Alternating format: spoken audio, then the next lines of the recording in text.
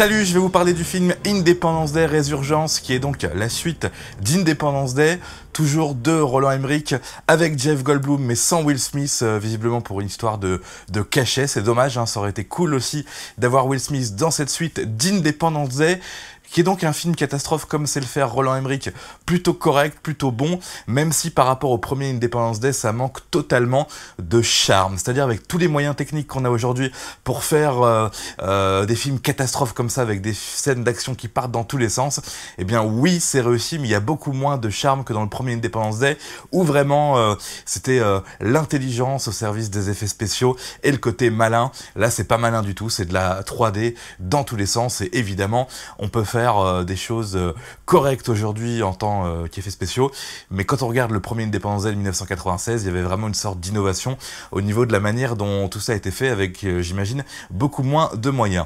Donc ce film Independence Day reste cool pour ceux qui aiment le tout premier Independence Day. Je pense à tous ceux qui n'ont pas vu le premier, qui vont tomber là-dessus et qui vont se dire mais comment, pourquoi, qui sont ces personnages.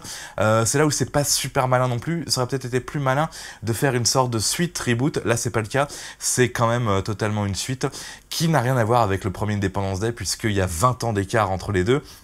C'est un peu ce qu'on peut reprocher au film, c'est-à-dire qu'on filme plus du tout de la même manière, que les films n'ont plus du tout la même saveur qu'il y a 20 ans. 20 ans, c'est pas une période si longue que ça, mais le changement est radical. Donc on est dans un film radicalement différent, ça colle quand même à peu près bien avec le scénario. Dans le premier Independence Day, il y a la première attaque des extraterrestres qui sont vaincus par les terriens, mais visiblement ils ont eu le temps d'envoyer une sorte de message de SOS, et 20 ans plus tard, les aliens reviennent encore plus forts. Pendant ce temps-là, les terriens, sous la direction, on va dire, de Jeff Goldblum, qui a pris un petit peu du grade, qui n'est plus directeur, qui n'est plus dépanneur du câble du satellite, les terriens donc se sont améliorés au niveau technologie, ont créé des armées de dingues pour éventuellement prévoir le retour des aliens, mais les aliens vont revenir très très fort. Donc ce film Independence Day, sympa pour moi, comme pour les gens comme moi qui aiment Independence Day, qui attendaient vraiment cette suite. Je suis pas sûr que le succès commercial soit aussi fort que le premier Independence Day, donc du coup je suis pas sûr qu'on ait un troisième derrière, même si on nous prépare à la fin à avoir un troisième épisode. Je dis un petit mot sur le casting. Alors je parlais de Jeff Goldblum, qui est un petit peu finalement l'un des seuls rescapés de Independence Day, le premier. On a malheureusement pas de Will Smith, même si on va voir quelques photos de Will Smith qui est censé être mort dans ce second épisode, le capitaine Hiller. On va avoir un jeune acteur qui joue le rôle de son fils, Dylan, qu'on voyait dans Independence Day 1. On a plein de jeunes acteurs qui amènent un petit peu de fraîcheur, mais franchement, ça manque de Will Smith. J'ai été déçu aussi que le personnage, entre guillemets, de Connie de Independence Day 1 ne soit pas renouvelé. On nous la remplace par une autre jeune femme qui joue un rôle totalement différent, mais qui est un petit peu l'amoureuse du personnage de David, Jeff Goldblum. Et là, surprise, stupeur, je ne l'ai pas reconnue tout de suite, mais oui, c'est Charlotte Gainsbourg. Charlotte Gainsbourg qui est venue amener sa froideur jusque dans Independence Day Résurgence. Ça peut paraître incroyable, mais oui, c'est bien le cas, ça paraît improbable. Donc après, il n'y a pas grand-chose à dire, si ce n'est que ça fait bizarre de voir Charlotte Gainsbourg dans un blockbuster avec toute sa froideur. Elle joue quand même un personnage qui est censé avoir des origines françaises, parce qu'elle s'appelle Marceau dans le film, mais franchement... c'est un petit peu dur, tout ça.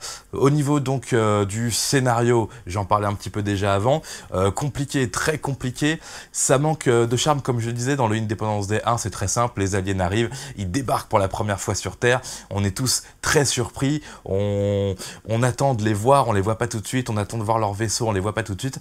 Là, dans cette suite, on rentre quand même direct dans le sujet, quoi. On est dans Star Wars, on est dans l'espace, on a des blasters qui envoient des lasers.